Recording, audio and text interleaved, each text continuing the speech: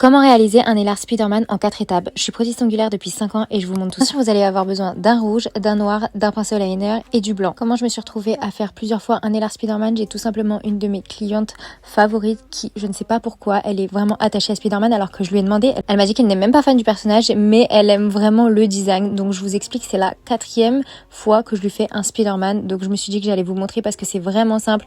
Je réalise la tête en vraiment 2 secondes et demie, vraiment vous pouvez le faire. Même si vous faites pas du nail art, même si vous n'êtes pas dans les ongles, honnêtement vous pouvez le faire. La dernière manucure Spiderman qu'elle m'a demandé en date, c'était une manucure mixée entre Spiderman et Hello Kitty. Je l'ai posté sur mon autre réseau social mais je vous le mets ici en photo. Regardez, est-ce que c'est pas trop mignon? Comme vous avez pu le voir, la première étape bien sûr c'est de mettre du rouge, vous catalysez. La deuxième étape, vous avez vu, c'est les lignes droites, enfin qui se croisent plus les diagonales en noir. Vous n'êtes pas obligé de catalyser, vous pouvez continuer mais pour éviter tout problème, vous pouvez catalyser.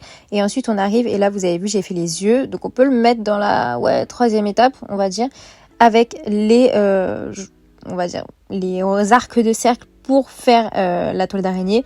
Vous voyez, vous faites juste des simples arcs. Si ça va pas, si c'est trop gros, franchement vous prenez pas la tête parce qu'avec l'ensemble on verra pas qu'il y en a un plus gros que les autres et au pire vous repassez du rouge dessus ou vous essayez d'essuyer.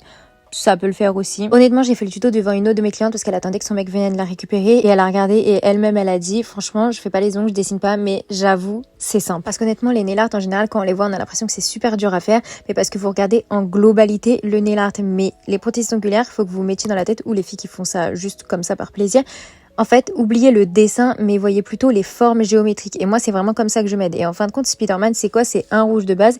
Et après, c'est des traits droits noirs et des arcs de cercle. Donc, on va dire des traits arrondis, noirs. Et plus, à la fin, voilà, vous remplissez de blanc. Mais ça, du coup, c'est du coloriage au final. Donc, quand vous êtes sur l'ongle, franchement, ne réfléchissez pas et pensez juste géométrique.